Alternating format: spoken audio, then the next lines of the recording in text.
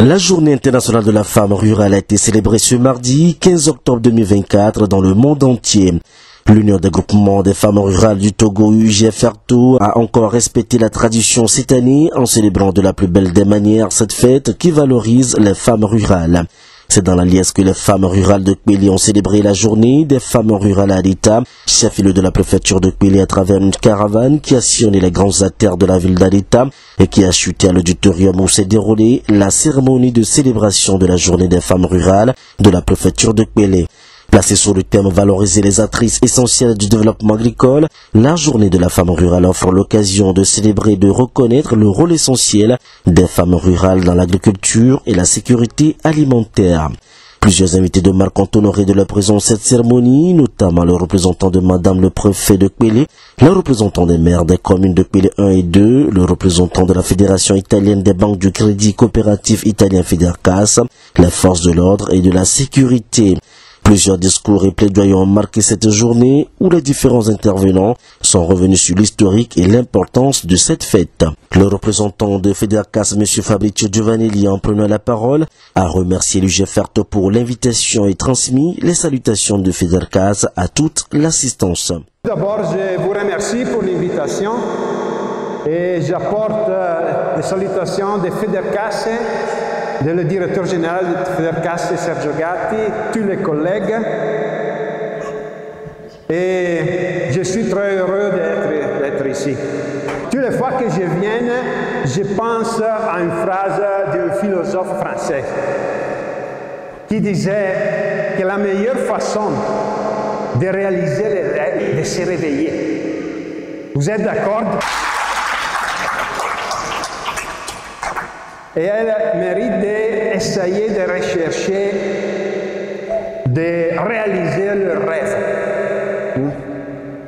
Mais, ok, d'accord, attention, parce qu'on ne peut pas traverser la mer ensemble s'il reste immobile à regarder les vagues. Il faut agir. Vous devez continuer à unir les forces et faire comprendre dans le monde entier que le développement agricole et la sécurité alimentaire dépendent de vous, de la femme rurale. Federcas est très fier d'être ici aujourd'hui, mais aussi à l'avenir à vos côtés. Bonne journée mondiale de la femme à toutes. Bon travail, mais surtout, bonne vie à toutes les femmes rurales du Togo. Merci. Merci. Dans les pays en développement, les femmes rurales représentent environ 43% de la main-d'œuvre agricole.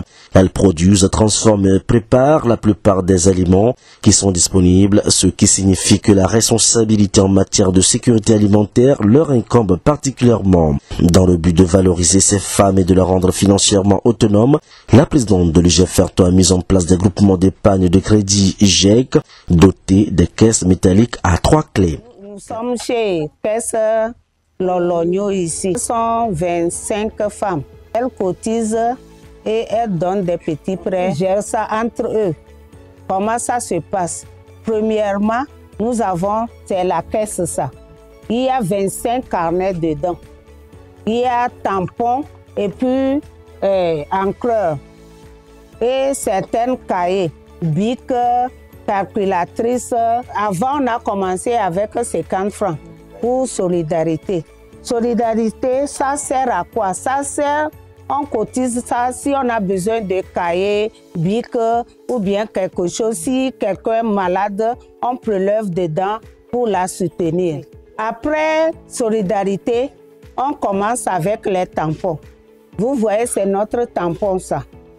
Tampon, on a donné le prix. Nous sommes des femmes rurales. Il y a certaines qui ne peuvent pas trouver 500, 600 ou bien 1000 francs. Donc, premièrement, on a commencé avec 200. On a donné le prix à ce tampon à 200 francs. Si la dame a 200 francs, elle vient, elle donne ces 200 francs-là. 200 francs là, on met comme ça, on met ça ici. Si elle n'a rien, donc si elle fait comme ça, c'est pour 200. Mais maintenant, on a augmenté jusqu'à 300 francs.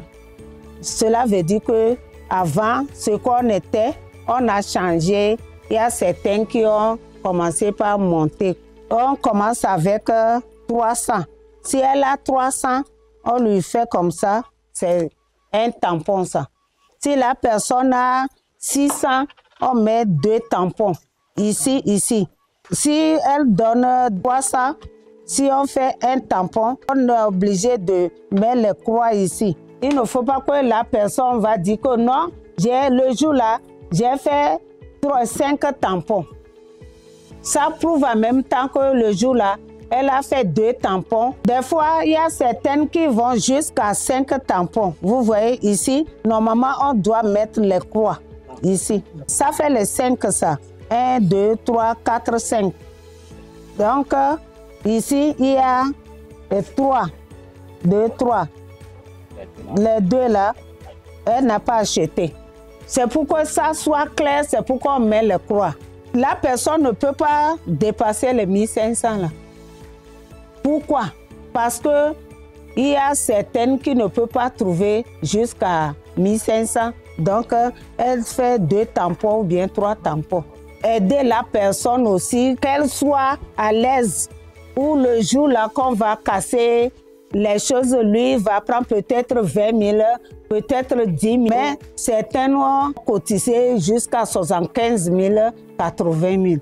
C'est pour aider la personne, pourquoi elle ne se sent pas trop malheureuse. 4 900 qu'elles ont cotisé aujourd'hui. Ce qui est dans la caisse en bas, c'est ça, 50 000. Aujourd'hui, on a cotisé 24 900. Plus 150 000 là, ça fait 175 300 dans la caisse. Tout le monde doit savoir, nous avons tel montant dans la caisse. Les groupements d'épargne et de crédit sont installés dans tous les cantons de la préfecture de Kouélé et offrent ainsi l'opportunité aux membres de bénéficier des microcrédits pour renforcer leurs activités agricoles et commerciales. Cette pratique a contribué efficacement à l'amélioration des conditions de vie des membres de l'UGFRTO et à leur autonomisation financière.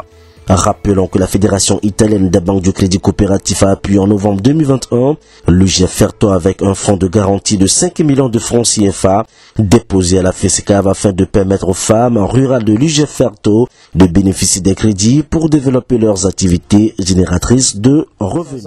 Nous faisons nos réunions tous les dimanches après-midi après la messe et nous faisons les cotisations aussi au cours de la réunion. Nous faisons aussi une autre cotisation que nous appelons la caisse de solidarité. Cet argent, c'est pour soutenir nos camarades qui sont en difficulté, par exemple les cas de maladie ou décès. Appartenir à un GIEC est une bonne chose. Avant, nous allions supplier des gens pour nous prêter de l'argent pour cultiver. Mais maintenant, nous ne prêtons plus chez des gens. Si tu es dans le GIEC, tu peux aller chez la présidente pour qu'on te prête de l'argent pour cultiver facilement. Et 4 mois après, tu viens rembourser l'argent emprunté avec un petit intérêt. Si tu veux, après ce remboursement, tu peux prendre encore un autre prêt. En effet, si nous cotisons pendant 1 an, nous ouvrons la caisse et nous récupérons l'argent cotisé. Nous gagnons aussi de l'intérêt proportionnellement à notre cotisation. Et c'est grâce à cet argent que nous développons nos activités, nous prenons soin de nos enfants et nous payons leur scolarité. Au regard de tout cela, je pense qu'appartenir à un GIEC est une bonne chose. Notre souhait, c'est que l'UGFRTO et son partenaire FEDERCAS renforcent nos capacités à travers des formations pour améliorer nos activités génératrices de revenus. Nous cotisons 3 000 francs par semaine. Avec cet argent, j'ai construit ma propre maison que j'ai louée et ça me rapporte de l'argent à la fin de chaque mois. Nous sommes au nombre de 6 femmes dans le GIEC à avoir déjà construit une maison. Ce qui est aussi intéressant chez nous, dans le GIEC Réseau Goma, c'est que nous avons une caisse noire et à la fin de l'année, nous ouvrons cette caisse et nous récupérons l'argent cotisé. Cette année, celle qui a occupé la première place a cotisé 1 250 000 francs et elle a reçu 150 000 francs comme intérêt. Donc c'est avec cet argent que nous aidons nos enfants dans leurs études. En effet, à travers ces cotisations, certaines femmes arrivent à réaliser de bonnes choses, mais d'autres n'ont pas encore compris comment gérer leur argent. Elles cotisent, mais elles ne font que bouffer l'argent, elles ne réalisent rien dedans et ce n'est pas bien. Donc si FEDERCAS peut nous former pour une meilleure gestion de nos revenus, ce serait une très bonne chose. Nous remercions vivement FEDERCAS et nous l'encourageons à faire davantage.